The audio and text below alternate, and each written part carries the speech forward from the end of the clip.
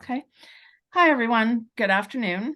I'm Georgiana Allwell. I'm the Executive Director of IFMA Boston. And on behalf of the Board of Directors, our committee chairs, and our volunteers who are orchestrating today's program, I'd like to thank you for joining us. If you haven't attended an IFMA Boston event in the past, give us a wave. I know a lot of people are on phones and don't have their screens up, but hello, great. It's nice to meet a lot of you and have some new friends here today. IFMA Boston is the only organization in the area that's dedicated to facility managers. IFMA Boston supports facility management professionals so that they can excel in their careers by providing relevant educational content, industry knowledge, sharing, and peer-to-peer networking. This afternoon, we're lucky to have Margo Crawford from Wave Productivity with us to share her secrets to being powerfully productive. Margo specializes in increasing focus, organization, and productivity. She's been in the productivity and organizing industry for nearly 20 years. She received her certification as a CPC, which is a certified productivity coach, with the Institute of Applied Coaching, an accredited program through the International Coaching Federation. She received her specialist certificate through the National Association of Productivity and Organizing Professionals, known as NAPO. Margo has also co-authored the book, Exploring Productivity. On a personal note, Margo is an avid surfer and has traveled the world searching for the perfect waves. On her home beach, she rides a baby blue 7-foot 8-inch longboard. That doesn't mean too much to me, so we will turn it over to Margo. Welcome. You can tell us about the surfing and also the program. And we appreciate you being here with us today. Yeah, thank you for having me. So I will get started with sharing my screen. Bear with me.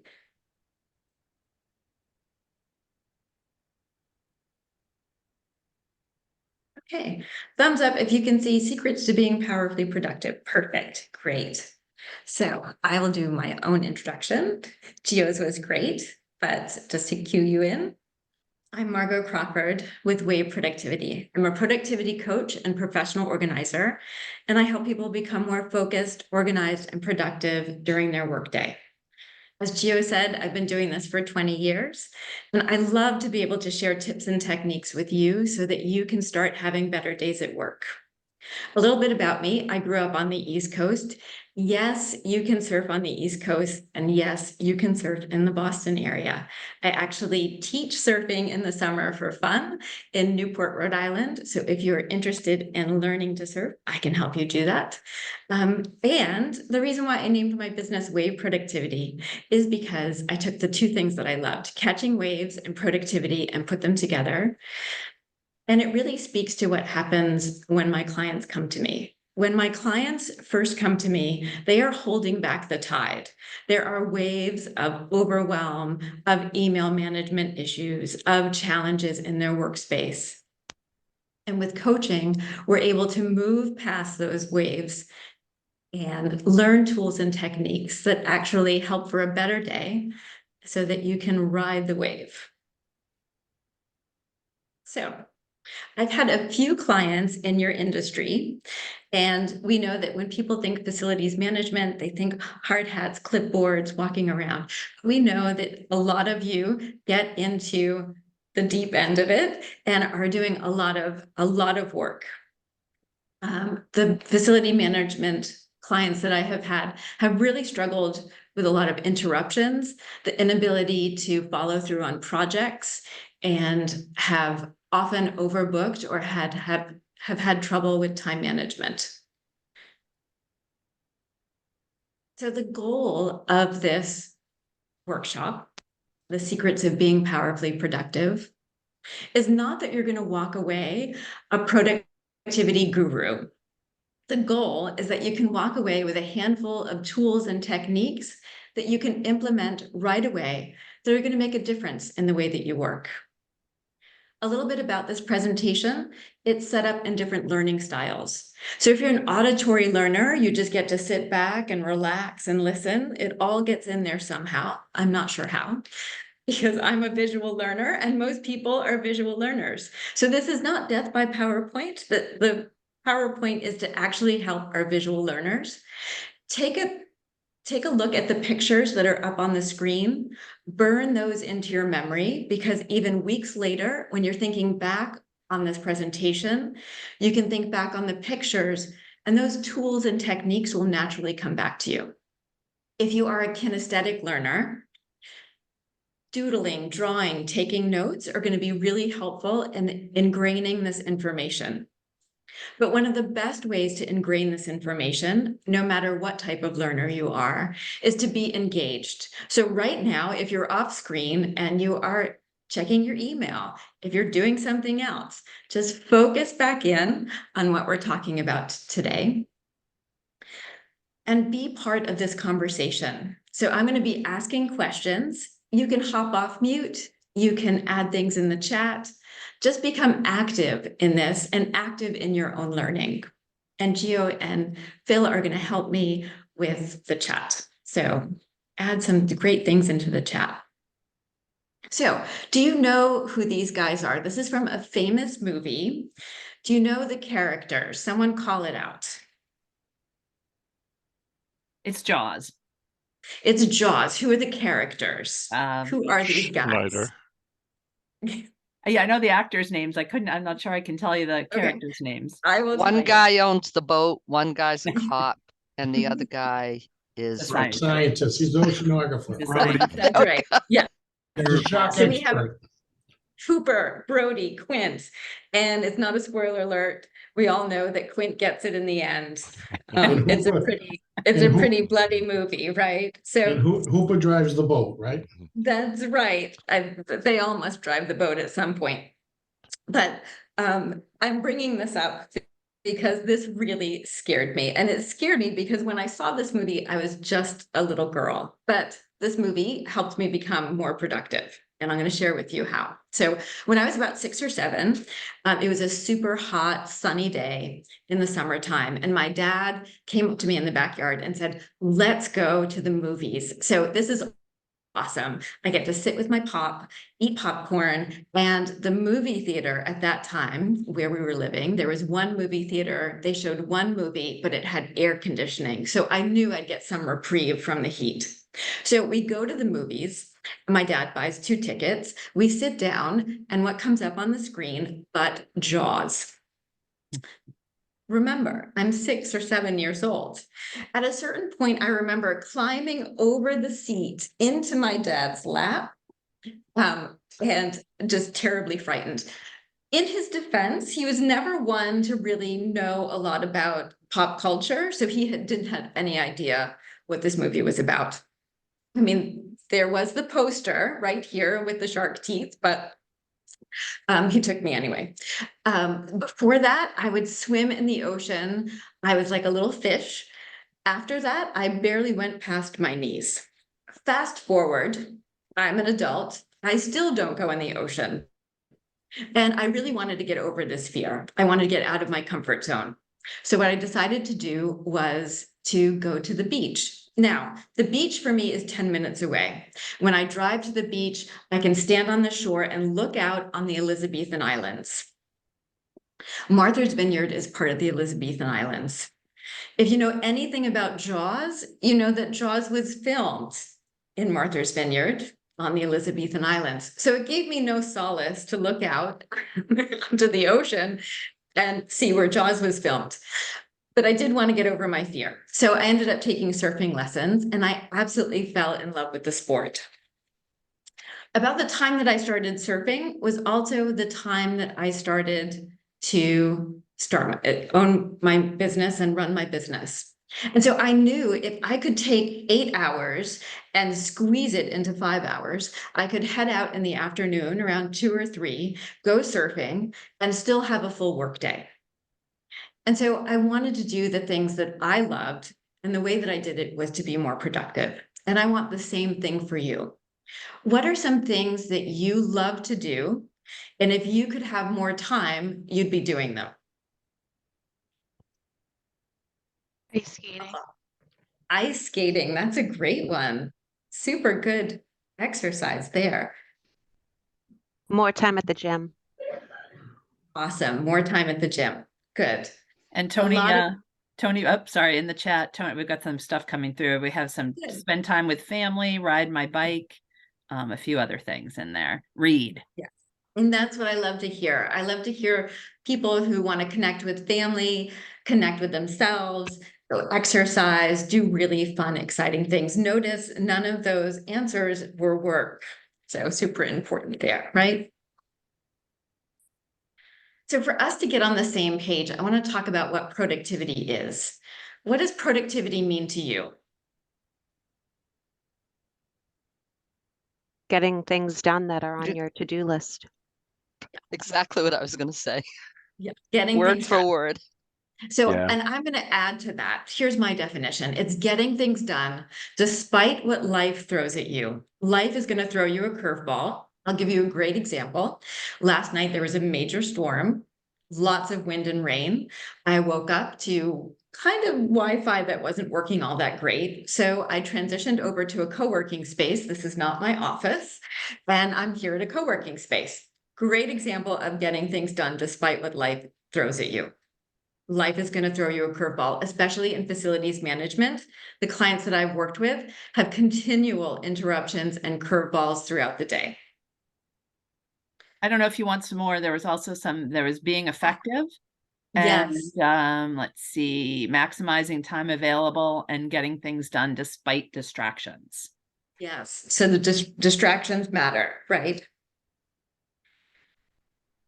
Just people think that productivity is really stifling, that it doesn't allow for creativity, that you have to be extremely disciplined to get it all done. And that's not necessarily the case. What my clients find is in using these techniques, there's more freedom and flexibility to get things done. So beyond talking about productivity, I want to talk about a more holistic approach to productivity. And also, what are some of the challenges that people have when they're not productive? So in the 20 years that I've worked with clients, I gathered up all the reasons why they weren't so successful or productive. And the first one is that their desk and office was cluttered. There was piles of papers. They couldn't find things. It wasn't attractive to them or comfortable, so they didn't want to sit there for long periods of time. 15 years ago, I used to go into a lot of different offices and clear things up. Now what I find is people have more electronic clutter. So their desktop is completely filled with documents that they can't find. They're unable to search for them because they can't remember what the name is of that document. And it's not just documents, it's emails, it's notifications, it's the ringing and dinging and blinging of our phone that interrupts us throughout the day. And if we're not struggling with that, where clutter might happen is with our calendars. So we're overbooking, we're double booking, we're late for meetings. And a lot of the entrepreneurs and business owners that I work with also deal with mental clutter. So they have all these great ideas, all these things in their head that they need to do, along with the grocery list and other stuff. And then they just get fatigued because of their own mental clutter. So I want to check in with you. Who here struggles with desk, electronic, time, or mental clutter? You can raise your hand. And Michelle from Mongoose says mental clutter is huge for me as a business owner. Yes, absolutely. So there's some ways to kind of tame that. And I'm seeing some hands, so thanks for showing those. It's not that I'm having you raise your hand so you can like call yourself out on the fact that you're not organized. Most people struggle with this. So I want you to know that you're not alone in this struggle. But when you are able to move beyond all the clutter, what happens is that your tasks and actions begin to happen. You start getting things done and they start to align with your goals and ambitions. And once you're able to achieve your goals, what happens is you naturally step into your values, not just your own personal values, but the values of whatever your company might hold. And from values opens up to the possibility of opportunities. So an opportunity to work on a new project or to partner with another organization that's going to make your work stronger. And that moves you into a place of being powerfully productive. So there are many opportunities out there for you, but if you're stuck in all of the clutter, you'll never get to that place. What I want to talk about today is what these steps sit on, which is called the foundation of productivity. Again, it's a more holistic approach to productivity. And the cornerstone of being powerfully productive is getting enough sleep. So who here got 7 to 8 hours of sleep each night? Last night? Kind of hard with the storm. If you want to type in the chat how many hours you got, that'd be awesome. Me currently running on 4 hours. 4, okay. 7 hours. 7 is good. 4 hours, Ray. Jesus, Ray, you're gonna change something here. We gotta, So 6.5, 6. That's right. So Ray, I'm going to talk to you, the 4-hour guy. So the Center for Disease Control calls sleep deprivation a major epidemic. And it's because it can cause heart disease, diabetes, car accidents, injuries on the job. And the reason why there is a sleep epidemic is because 50% of the population gets about 4 to 6 hours sleep each night. And we would think that that is enough, but it's actually not. Most people need about 7 to 9 hours of sleep. So if you do have a day where you're lacking sleep, you might want to change the things that you need to do, keep it at a lower energy so that you can kind of maintain your productivity over time, and then work on getting more sleep. Everyone needs about 7 to 8 hours sleep each night. Oh, and just as an aside, take a look at this little puppy. There was a study done in Japan. They had 2 groups. One group did office tasks. One group looked at baby animals and then did office tasks. And the ones that looked at baby animals, somehow it was a boost in their productivity. So here's your boost for today in looking at this little baby puppy. The next thing is healthy eating. I'm sure if you hop on the internet or pick up a magazine, they're going to talk about eating healthy. I want you to think about this in a different way. You're not just eating healthy for you, you're eating healthy for your work. And one of the ways to do that is to add color to your plate. So if you think of hamburger and fries or potatoes or rice, you're thinking white, brown, bland. You want to add color, like red, ripe tomatoes, yellow corn, green grapes, even the fermented kind. A glass of wine can be heart healthy as long as it's in moderation. So eating healthy is another key point to being productive. You want to get moving. So I heard some people talking about riding bikes, getting exercise. That's really great. You'll notice in this picture, I didn't add like people who are like super skinny and in great workout clothes. This is real people doing real exercise. It doesn't look pretty, but it has to happen. When we do that, we get oxygen to our through our blood and in our brains. It can help us replenish so that we're energized for work. And then lastly is calm and quiet. When we get overwhelmed and stressed out, the executive functioning, that portion of our brain that's right up in front, shuts down. So we're not able to make good decisions. We're not able to plan. We're not able to do any goal setting or think of the future. So one thing we can do is stay calm. And let's do that together now. We'll do a short mindfulness technique. So what you can do is place both feet flat on the floor, sit up tall in your chair. If you feel comfortable, you can close your eyes. If you don't feel comfortable closing your eyes, you can move to something called half lid, where you're looking down at a 45-degree angle. That will naturally bring your eyelids closed halfway. You can place your hands on your lap wherever feels comfortable.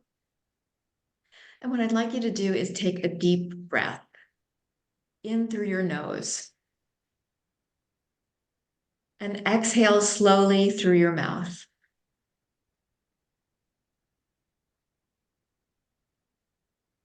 Let's do that one more time. Take your biggest breath that you've taken all day. Inhale. And exhale. And then begin to notice any tension that you're holding in your body. And just relax.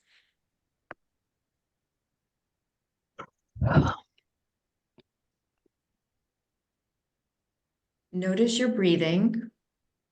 And as you notice your breathing, it naturally begins to slow down.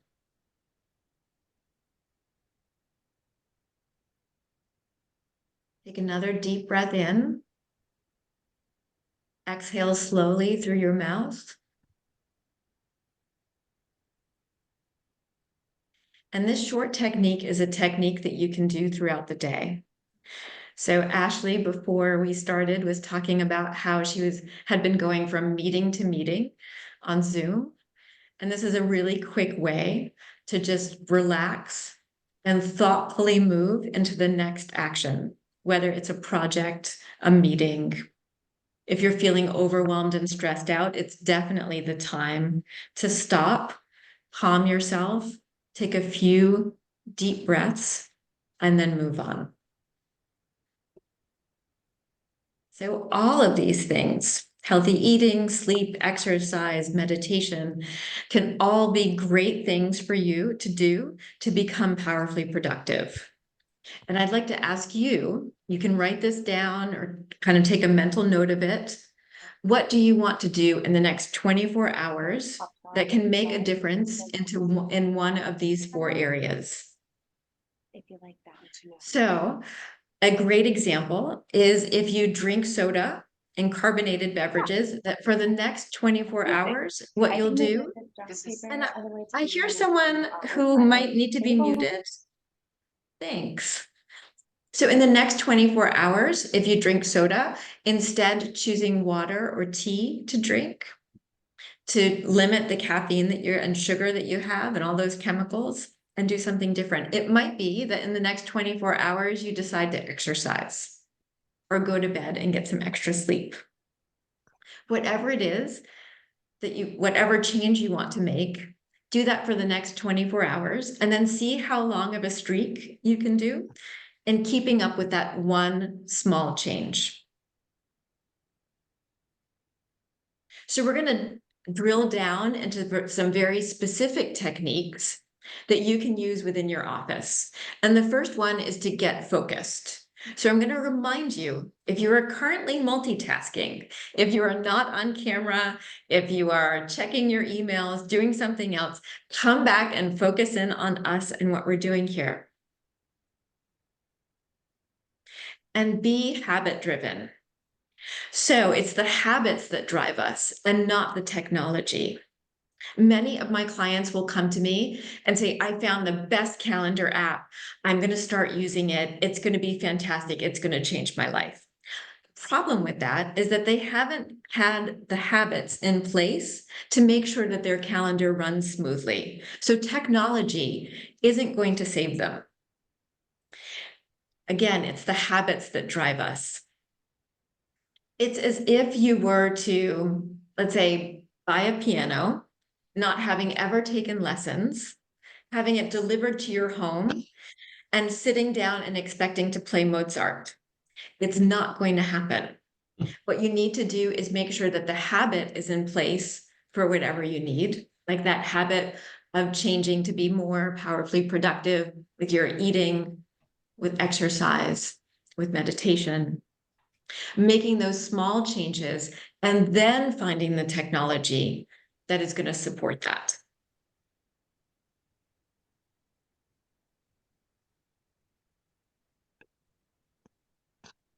Hold on just a second. I'm having trouble with my screen.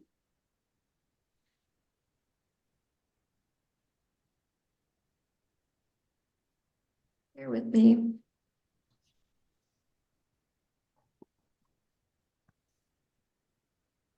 So the next technique is to be held captive. And what you can do is you can grab a big project that you're working on. Get out of your office, get to a co-working space, get to a conference room, someplace where you can go that is not your office. You're going to take only the information for the project that you're working on. And you're going to be held captive by that information. That includes maybe even getting on airplane mode so that you're not interrupted with emails. And then focus and work on that one task that you need to get completed. This is really a really great technique if you've procrastinated for too long and you need to push through a project and get it done quickly.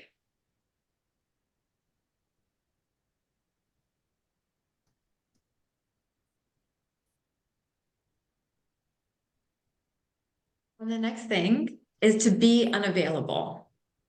So I worked with a facilities manager.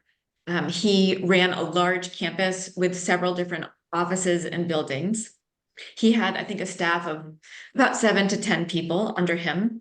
And the first time that we sat down at his office, in the first 15 minutes of our meeting, he was interrupted 8 times. The first 15 minutes was interrupted 8 times. And so coming in as a productivity coach, I could say, we really need to change this. There's no way that you can work on projects and you can get things done with all of these interruptions. So what we did was we had him set aside an hour, just 1 hour a day, where he could shut his office door and he could work on one specific task. If someone came to his door, there was a Post-it note pad and a Sharpie. They would write their name and put the Post-it note of their name on the door. So when he left his office after that hour, he would go to his door, he'd pull off all of the Post-it notes and then go around his office and say, what's going on? How can I help? What are the ways that I can support you? But he at least had 1 hour a day where he was uninterrupted and not available. And his staff knew this. It's not something he just implemented and didn't tell anyone. He talked to his staff about working with me, about needing some focused time, and his staff was all for it. So something that you can try as well is being unavailable. Take a specific amount of time, let your staff know, and then give them the opportunity for you to follow up on any issues that it might have come up when you were unavailable. Another great thing, if you're just not feeling it in your work day, you can get into a power pose. So another way to just quickly move into being powerfully productive. So you can see on the top of the screen, these are poses that allow you to have body language that kind of supports your thinking and helps you be more confident. At the bottom of the screen, and I love this guy in the right-hand corner, he's kind of a sad sack, like sitting there like, oh, but those are all low energy poses. So just notice your stance, especially in meetings, and then moving into a high power pose. So the founder of Habitat for Humanity had this quote: "It's easier to act your way into a new way of thinking than to think your way into a new way of acting." And this is a study that came out of Harvard, and you can try any of these poses. My favorite is this one, hands on the hips. But if you feel comfortable now, try one of these high power poses. I would say this, there's a warning.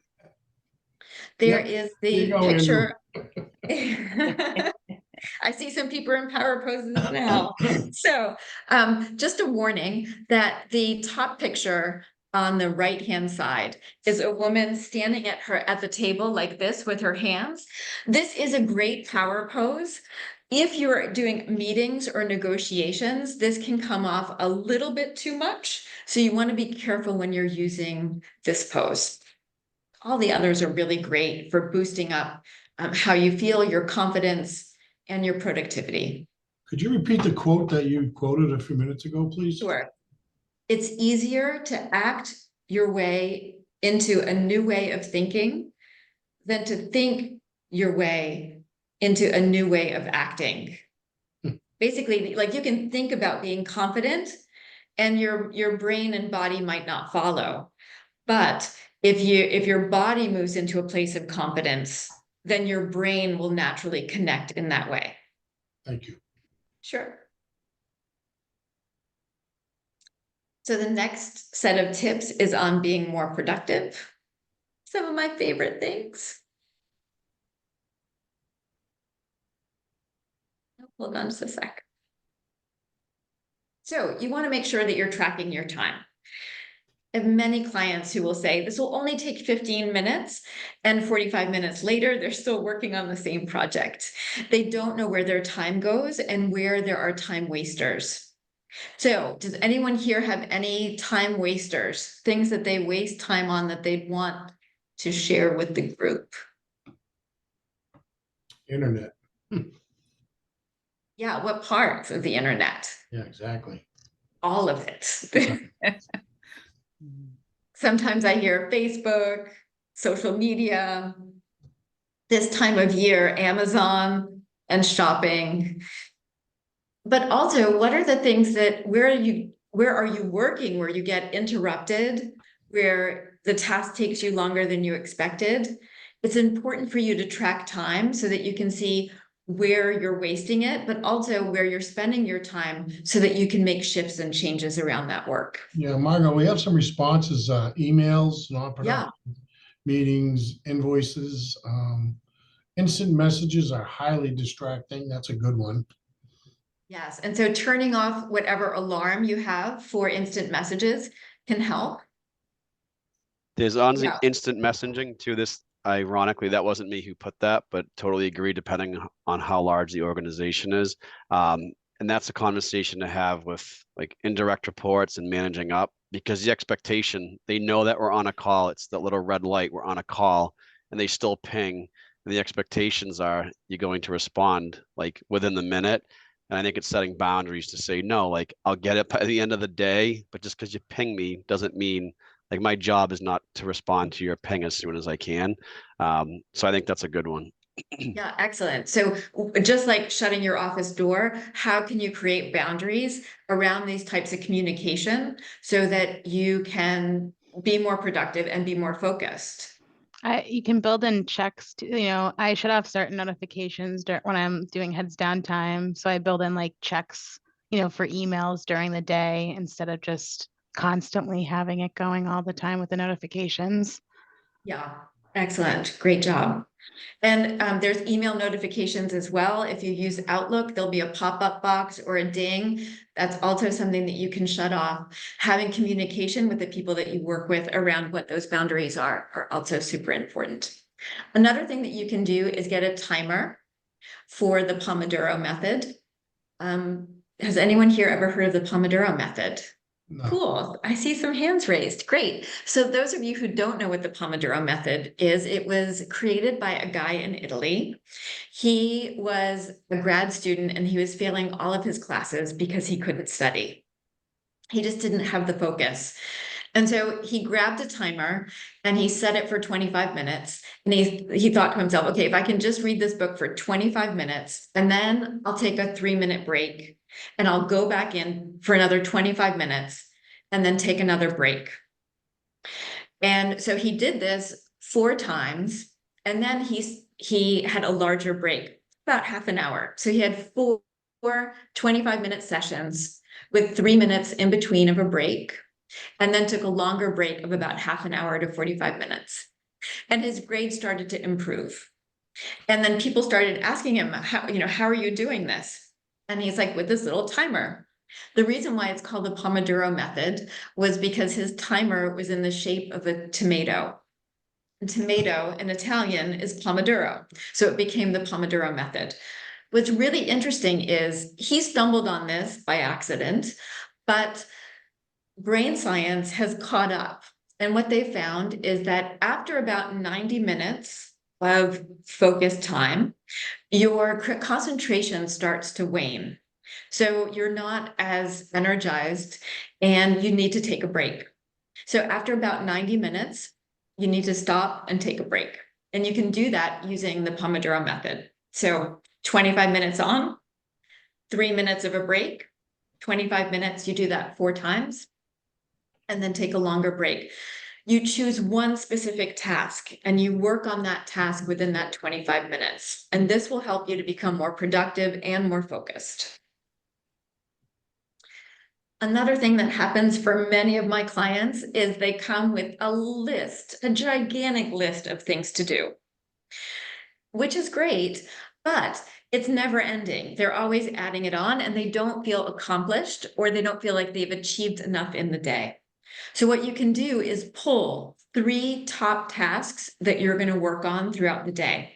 With meetings and other things that come up, emergencies and interruptions, focus on just getting 3 things done. If you get those done, you can move on to another 2. So 3 to 5 actions each day. Focus in on getting those done and then move on. So you're not only just focusing on your work, but you're also prioritizing what's the most important thing that you need to get done that day. And then my most favorite technique, I make sure I add it into all of my presentations. If you can get it done in 5 minutes, 2 minutes or less, just get it done. So if you need to buy it, burn it, send it, sign it, fax it, whatever it is, if you can get it done in 2 minutes or less, just get it done. Get it off your plate, move on, and get to doing more focused work. And so now what I'd like us to do, because we talked about taking breaks, I'd like for us to take a stretch break. This is also another thing that you can employ during your workday that is going to help you stay energized. It can help you during breaks and it can keep you focused. So follow with me, bring your hands up above your head, do a deep stretch. Stretch like you're going to touch the ceiling. Great. Now bring your hands to your elbows and do a slight twist. If you have any back issues or you're feeling any pain, stop. But you just want to feel just a little bit of tension. This is going to help you if you're sitting at your desk or if you've been standing at your desk for long periods of time. If you've been doing lots of computer work, bringing your shoulders up to your ears and then dropping your shoulders down quickly, doing a shoulder shrug is going to help, especially if you've been doing lots of screen time. Doing a few neck rolls. If you've been doing a lot of work on your keyboard, extending your hand, pulling back on your fingers, you'll feel the stretch in your forearms. So if you've been doing any kind of work with your hands, especially keyboarding, doing this. Another one is you put your hands in prayer position, bring them down, pointing down, and then bringing them back up. This kind of helps a little bit with the shoulders. And then extending one arm up above your head, reaching up to the ceiling and switching.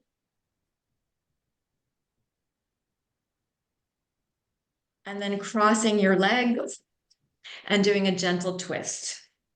And as you twist, as you inhale, you lengthen your spine. As you exhale, you go deeper into that twist. These are all stretches that you can do throughout your day to help you feel a little bit rejuvenated. So it's not great to sit at your desk for 8 hours, so these stretches can help. It's also not good at your desk if you are standing for 8 hours. And I actually had a client who I was trying to help transition from a standing desk to sitting and standing. And before her chair came in, she actually had a blood clot in her leg that had to be surgically removed. So no matter whether you're sitting or standing, you also need to be moving. So during your short breaks, you can do some of these stretches.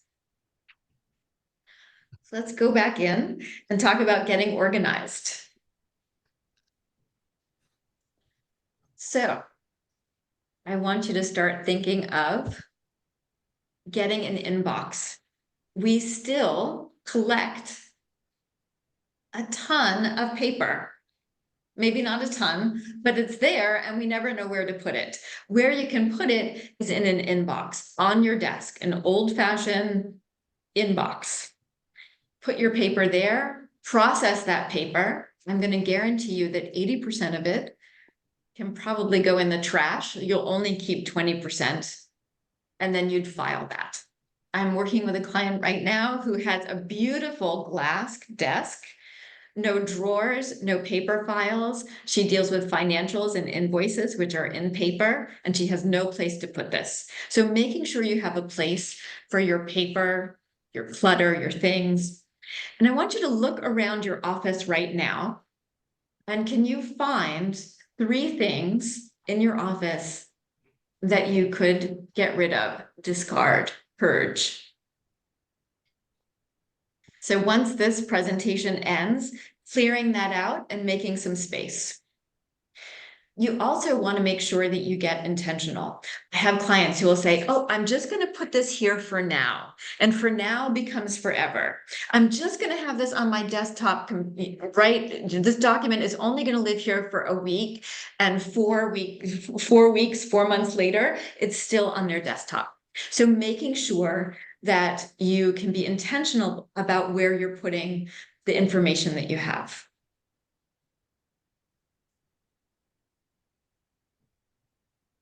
And then lastly, making sure that your office space is personalized. So I worked with a lawyer, and when I went into his office, piles of paper, lots of stuff happening, but there was nothing about his work that really spoke to him.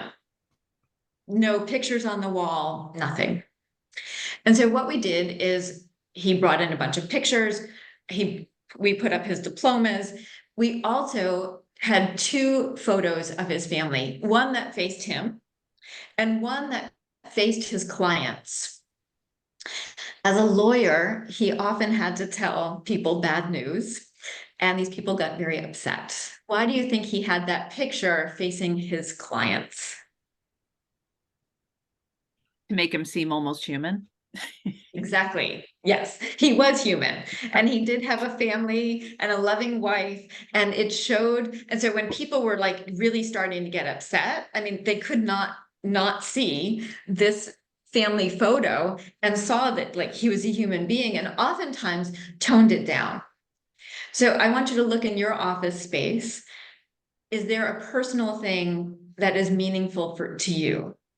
Is there a way to show your own personality? Is there a way to show the work that you do and the quality of work that you do in your office space? And make sure that it reflects who you are as a person, because you'll gravitate towards that space.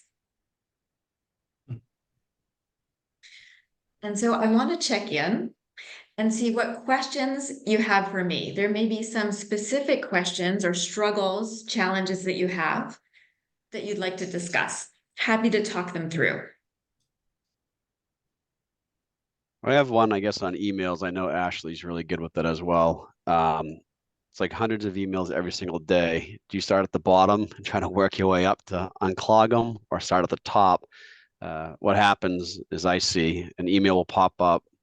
I'll get to that later. The next thing you know, like a week goes by and you're like, oh, shoot. And it's buried in your inbox. So just, yeah, any tips or tricks on that? And I'm not sure if other people relate to that as well. I can share with you, Andrew. Yep. I was challenged with that. And I don't know, 15 years ago when emails first came out, I took this course, and they said it was the 3 Ds of emails. So you do 3 things with them. You either delegate it, you dump it, or you do something with it. And I mean, I never have more than 15 emails in my inbox because I follow that religiously. Follow that. Yeah. To your point, at one point I had over 1,500 emails in an inbox, and it was crazy. And then people would be like, well, you're not answering your emails. What are you doing, you know? So, and then, utilizing the folders as well. So that if you have an open or an active project, you just build a folder for it, put it in and use the flags. So. Got it. No, it's good. Delegate, dump, or do something with it, right? Yeah. Yeah. And Andrew, another thing, if you're feeling like you're overwhelmed with the amount, is to decide on it. Like with clients, what I decide with them is like, can we go back 3 months. So everything that is 3 months or older has probably already been dealt with. It probably just needs to be referenced. So that just goes into a folder of like, not gonna worry about it. And then we just get through like, how can you stay up to date on those, the last 3 months? What's been handled and kind of go from there. The 2-minute or less rule is really key here. I worked with a CPA where he brought me in and said, I said, why am I here? He's like, because I want to throw this chair through the window during tax season. So it's like, okay, we need to calm this down. And the 2-minute or less rule really made a difference for him. That like, can I respond to this in 2 minutes or less? Like, hey, I got it, I'm working on it, or whatever it might be. One thing that you tipped me off on is that you go into your emails, you see them, but you don't do anything with it. And that's just spinning your wheels. So really, when you're in your email inbox, focusing in on what is this message? What's my next action? And then moving beyond that next action. Got it. What needs to happen? Dump, delegate. Oh, Phil, you had it. I have a whole bunch of Ds. Yeah. Do something Delete. about it. Yeah, do something Yeah. about it, delegate it or dump it. Yes, and I would also say delegate. That's like another one that can you delegate this and forward it to someone else? Yeah. Excellent. Ray, you have a question? Joanne does. Yeah, I had a friend who was a doctor, and he really taught me about the power of triage, in essence, prioritization. So I look at my emails to say, do I need to respond to this in the next 2 minutes? Is somebody going to die? Is this a bleed out situation? Then I'll respond to it. Is it something I need to do today, or is it something I can do tonight? So I have a folder for, I can respond to this tonight. It doesn't need to even happen today. And then there's those tons of emails that are really interesting, like white papers or something you want to read and learn about. That gets its own separate folder. When I'm done everything else and I have nothing else to do, whenever that happens, here's a folder of stuff that I can read and expand my professional knowledge, but I don't get caught reading it during the day because it's beyond the 2 minutes rule. So I throw the stuff in there. So I either delete it, delegate it, triage it, or save it in the folder for later on tonight, or it goes in my reading folder when I have nothing else to do. So That's I've fantastic, got a few in the chat. Let me just share with them. So Okay, if I Are could there- just respond to Yep. Ray. Yep, sorry. But another technique, Ray, is called Yesterbox. So what you think of your inbox in is or like answering all of the triaging piece of like, I'm getting to this today, but then like, what could I save until tomorrow so that you're not working your emails at night? So you are managing those emails that like, okay, tomorrow I'm gonna hit these 15, 20, 25 emails, get them their answer, and still be in the 24-hour time frame. So just another way to add that so you're not working at night. So Yeah. Margo, a couple in chat. Yeah. Are there any applications to help track time for projects that are easy to log in and out? There's just so many. I couldn't name one specifically that I like. Another suggestion might be in Outlook to use the conversation move. It groups emails together by subject title, so it helps keep the responses together in Outlook. And then the Yes. last one is If I can just respond to that. Yep. So when you use that conversation moves, it threads all of your messages together. Sometimes people miss messages because it doesn't properly create that thread. So just be careful with any threading, either in Google or in Outlook. All right, and then last one that we have here is, I'm on the road a lot, so when I open my email, I sort them by subject. This way I can see all the emails of the same thread at once, and then you can respond to them after reading them all. Yeah. And the other one was conversation mode, not move. Okay, yeah, got it. Okay, yeah. And that's a great technique when you've come back from vacation or a conference where you've been away from your email for a long period of time, that you can sort by person, subject, really get like a chunk of emails all at once on a specific project or person thing, and then answer all of those so that you're not so overwhelmed with email when you come back from vacation. Any other big concerns? Joanne was raising her hand. Joanne, that's what I was gonna say. I was saying Joanne was raising her hand. Well, I'm gonna go back to Andrew's, my answer was this, Andrew, I take my inbox and I sort it by subject.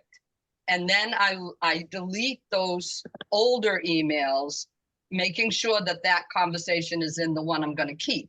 So now I've gotten rid of a bunch of noise. Then I go back and sort it by received, and I start at the bottom. Because the people that emailed me last week, even if they're just looking for a red pen, deserve to hear from me than somebody that just emailed me 15 minutes ago. So, and another trick I use, Margo, that I don't know if anybody else does. The flags and all of that kind of confuse me a little bit. So what I do, if I send you an email asking you a question, like if you reached out to me about something and now I'm asking you a question, I go into my sent box and I pull that and put it in my inbox. When I look at my inbox every day and I see emails from Joanne Trask, I know I'm waiting for somebody to get back to me. myself, So- Joanne. So I'm the same way. I BCC if I have to action something or I'm waiting for you to respond, I'm BCCing myself because that means I'm still carrying that task. Yeah, I somehow. need to see it in my inbox every day. And then if I don't hear from you, I forward that to you again and say, Mhm. sorry if I missed your reply. But anyway, keeps me honest in my inbox, Andrew. Nice. No, thank you. Appreciate it.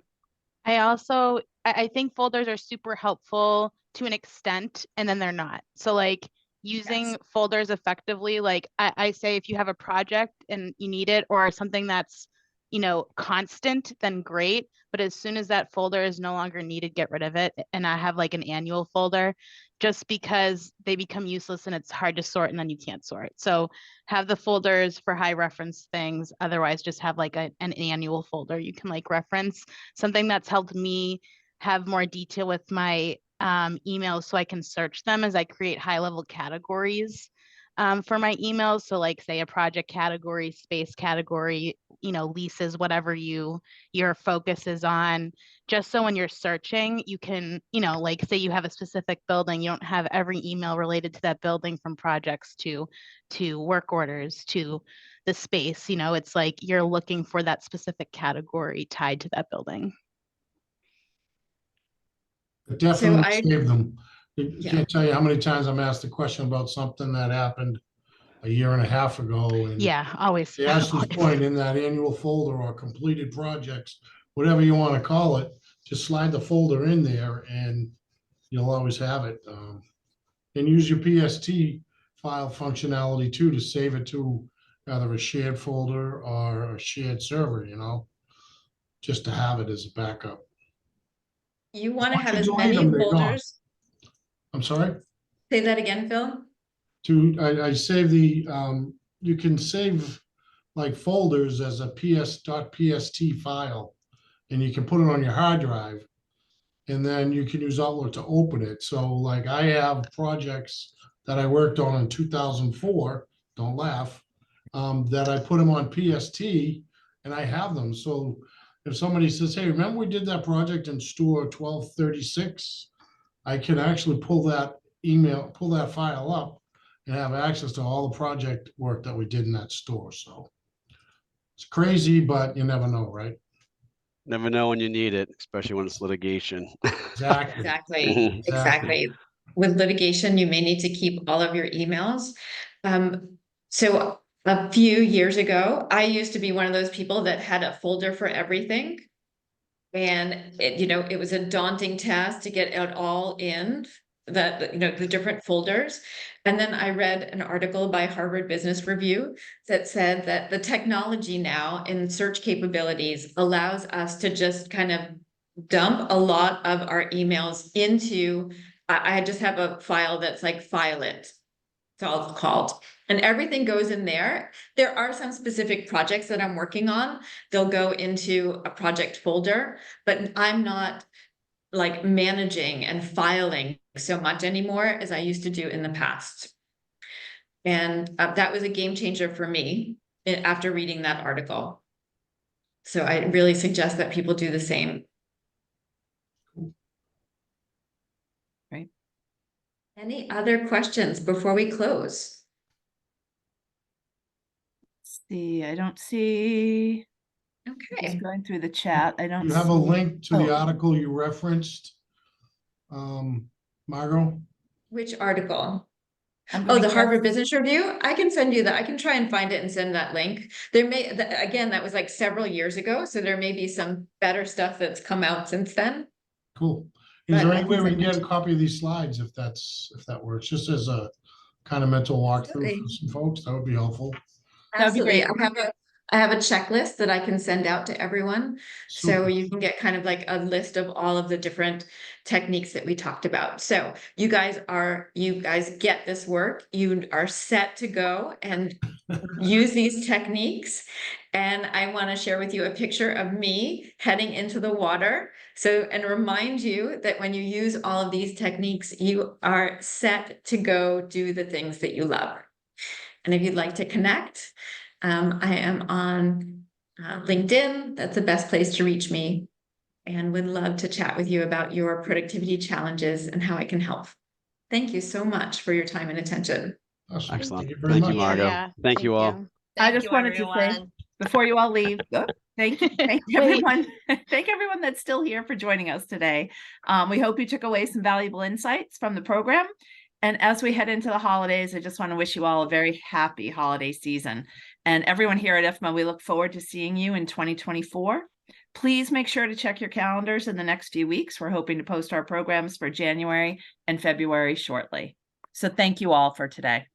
And Thank have a you, great Thank rest of Thank your day. you. Bye, Nice everyone. job, Gio. Thank you, Phil. Thank you, Phil.